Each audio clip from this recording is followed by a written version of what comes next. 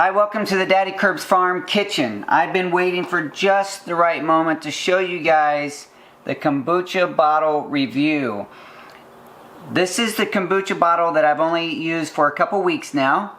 In previous videos, you've seen me make kombucha, do the second ferment, and do all those things. We love to experiment with the fermented foods and drinks here in the Daddy Kerb's Farm Kitchen.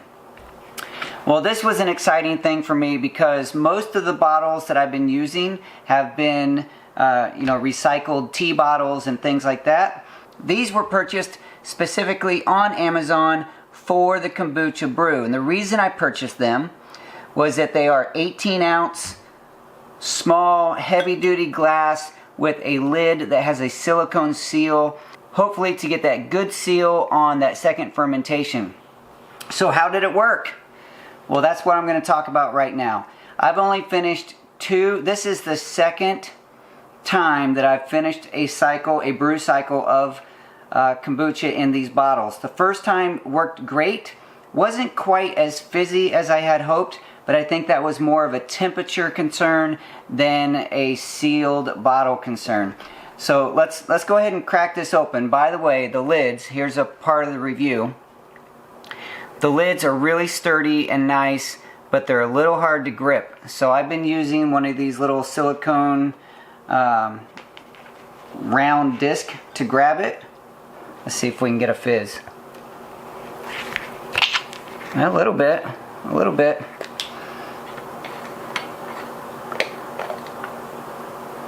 Now it does have, somebody asked if it was a concern to have that metal in there, the stainless steel.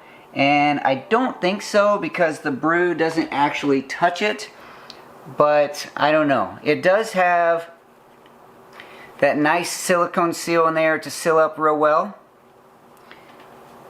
So let's see. We got a little bit of a SCOBY there. Let's go ahead and pour it off.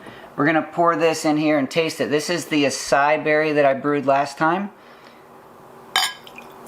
There's the SCOBY. Got a little bit of fizz. It's not real fizzy, but it's got a pretty decent fizz. I can see it coming up on the edges. I don't know if you can see it in the camera. I'm going to go ahead and scoop that SCOBY out.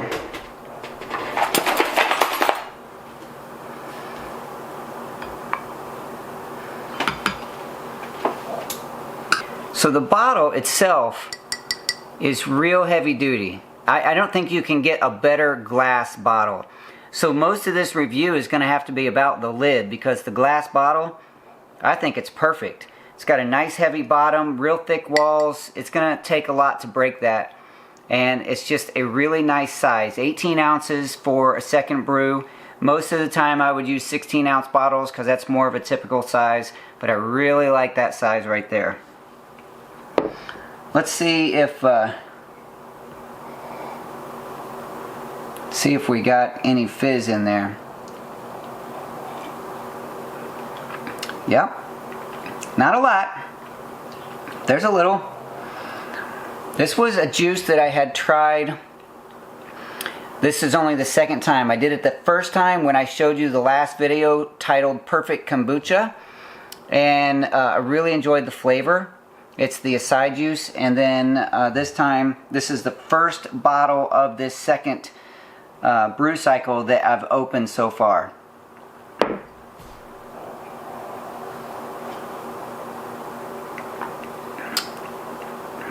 That's not bad.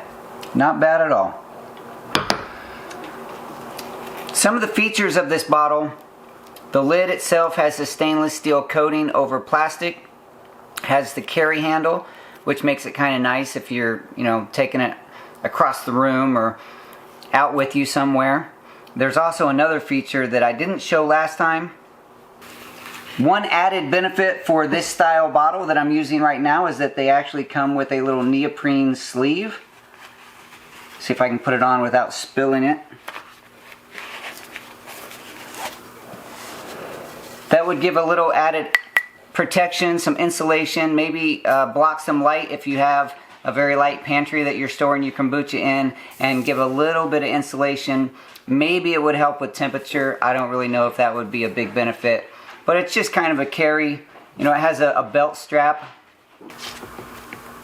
You may find that feature handy, especially if you're traveling, walking around, going on the hiking trail, whatever. That would be a nice way to carry your bottle, keep it protected from the light, and give that glass just a little extra protection from things banging up against it.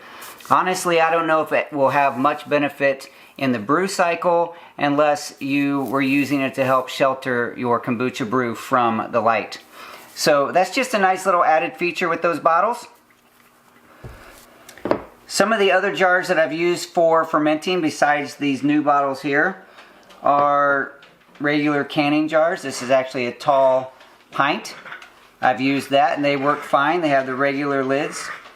The benefit of this one, of any of the canning jars, is that you typically have plenty of lids and you know where they are. I have these French style milk bottles, the square ones. I really like this. They stack in real nice in the refrigerator and in the pantry. I really love this bottle. When I went onto Amazon to find bottles for my second ferment, when I found these, I was actually looking for more of these. I didn't find the deal I was looking for when I looked for the square French style milk glass bottles, whatever they're called. And then I saw these in the suggested items down below and I thought, hey, those look pretty nice. So that's how I stumbled across those. Another fine jar that you can use, and they're fairly inexpensive, especially if you're already buying bottled teas, several brands. Recycling those bottles work really well too. Just don't lose the lids. That's the same thing with this bottle here. It seemed like every time I needed to find some bottles, I had the bottles, but I couldn't find the lids. I think you can buy replacement lids for these, but probably not for the recycled bottles that you buy your tea in. I will share with you, those of you who don't want to go out and buy new bottles, that the canning jars work fine. If you already have a closet or pantry full of canning jars, you don't have to buy new jars. If you have the square jars, those are great as long as you can find the lids. And then a lot of times with the lids, the seal is broken because it's a cardboard. You might have to put some sort of a, maybe cut up a piece of silicone and put in there under the lid or something like that. Or your recycled tea jars. Any of those will work fine. You don't need to go out and spend a lot of money on your kombucha second fermentation if you already have another jar style in your house. For me, I could never find the lids. These lids are just enough different with the little tag on them. It's going to help me find those when I need them, and they're always going to be stored in the same place. So here's the review of this jar. I like it. I don't think it's especially better than other style of jars. It really comes down to whether the jar is a good sturdy glass and do you have a lid that forms a good tight seal.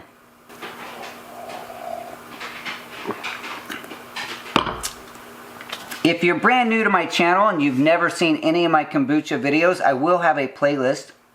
I'm going to make a playlist tonight as I edit and upload this video. It will be called Kombucha. I think I have 4 or 5 videos, including this one, that will go in there. And then every time I add any information that I have about kombucha, my brew style, or how to make it, or any of those videos that I might make in the future, they will be added to that playlist. So save the playlist. Watch the videos that I have right now. If you have any questions, put them down below. I can't answer everyone, but I do occasionally try to answer some of the questions. Sometimes I also answer questions in my Saturday morning live show, which goes on at 9 a.m. Central every Saturday. Be sure to check out how to make sauerkraut and other fermented goodies as well on the Daddy Kerbs Farm channel. I can't wait for you to join my story, and I can't wait to learn yours. Thanks for joining me tonight. I'll talk to you soon. Well, this is a very nice fermenting bottle. When I went on to find Darla,